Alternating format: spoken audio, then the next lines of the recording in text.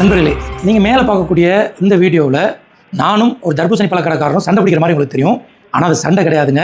என்ன நடந்துச்சு அப்படின்னு சொல்கிறேன். தர்பூசணி வாங்கலாம் அப்படின்னு சொல்லிட்டு எங்கள் ஊரில் ரோட்டு ஓரத்தில் ஒரு கடைக்கு போயிருந்தேன். ரொம்பவே ஃப்ரெஷ்ஷாக அப்போ தான் வந்து இறக்கிருப்பாங்க போல். நிறைய பழங்கள், நல்ல பழங்கள் இருந்துச்சு. அப்போ நம்மளே ஒரு பழத்தை செலக்ட் பண்ணி அவர்கிட்ட வாங்கினோம். 70 ரூபா வாங்கினாரு. கிலோ ஒரு 30 கிலோ வந்து 20 ரூபா போட்டு ஒரு 3 கிலோ இருந்துச்சு. 70 ரூபா வாங்கினாரு. வாங்கிட்டு ஒரு 2 ஸ்டெப் தான் நடந்து வந்தேன். கையிலேருந்து வலி கீழே விழுந்துருச்சுங்க. ஆல்ரெடி கையில் 2-3 பேக்கில் ஜாமான் இருந்தனால அதை வந்து ப்ராப்பராக எனக்கு பிடிக்க முடியல. 2 ஸ்டெப் தான் வச்சு கீழே விழுந்து அது உடஞ்சி நொறுங்கி போச்சு. ஆனால் இதை வீட்டுக்கு கொண்டு போக முடியாது, தரையில் வேறு மண்ணா போச்சு அப்படின்னு சொல்லிட்டு புதுசு ஒன்று வாங்கிடலாம் அப்படின்னு சொல்லிட்டு அந்த பழத்தை அவர்கிட்ட சொல்லி இந்த மாதிரி கீழே விழுந்துருச்சு, வேற ஒரு பழம் ஒன்று தாங்க அப்படின்னு சொல்லிட்டு வேற ஒரு பழத்தை எடுத்து தர்றாரு. அதுக்கு எவ்வளோன்னு கேட்குறேன். அதுக்கு வந்து அவர் காசு வாங்க மாட்டார். நான் வலுக்கட்டாயமாக காசை கொடுக்குறேன். அதை வந்து என்னை தள்ளி விடுறாரு. அதுதான் உங்களுக்கு வந்து இப்போ சண்டை பிடிக்கிற மாதிரி தெரியும். நான் சொன்னேன், கை தவறி விழுந்தது என்னோட மிஸ்டேக்கு, உங்கள் மேலே மிஸ்டேக் இல்லை, நீங்கள் வந்து நஷ்டப்பட வேணாம், இது வாங்கிக்கிறங்க அப்படின்னு சொல்லி எவ்வளோ ஃபோர்ஸ் பண்ணி கொடுத்தங்க.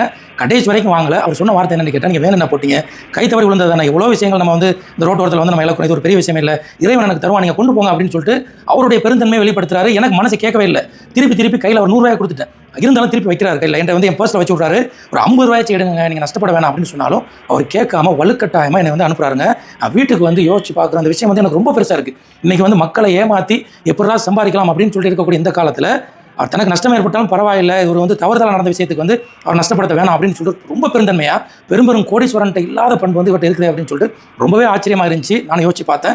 அவர் இறைவன் மீது வச்சிருக்கக்கூடிய நம்பிக்கையும் அந்த பெருந்தன்மையும் வந்து உண்மையிலேயே பாராட்டக்கூடிய விஷயம் தாங்க. நான் வீட்டுக்கு வந்து யோசிச்சு பார்த்து திருப்பி இவருக்கு ஒரு நன்றி செலுத்தணும். சும்மா சொன்னால் இருக்காது, இது மாதிரியான செயலை வெளி உலகத்துக்கு கொண்டு போகணும்னு சொல்லிட்டு நம்முடைய நண்பர்களுடைய கடையில் போயிட்டு அந்த சிசிடிவி ஃபுட்டேஜை எடுத்து நான் உங்களுக்கு காட்டுறேன். உண்மையிலேயே இந்த விஷயம் ஆச்சரியத்துக்குரிய விஷயம் தான். இந்த மாதிரி பண்பு எல்லா மக்களுக்கும் வேணும். இப்படிப்பட்ட இந்த உலகத்தில், ஏமாற்றக்கூடிய இந்த உலகத்தில் இப்படிப்பட்ட நல்ல மனிதர்களும் இருக்கிறாங்க அப்படிங்கிறதுக்கு தான் இந்த வீடியோ. இந்த வீடியோ உங்களுக்கு பிடிச்சிருந்துச்சுன்னா லைக் பண்ணி ஷேர் பண்ணுங்க. மற்றும் ஒரு நல்ல வீடியோவில் உங்களை சந்திக்கின்றேன்.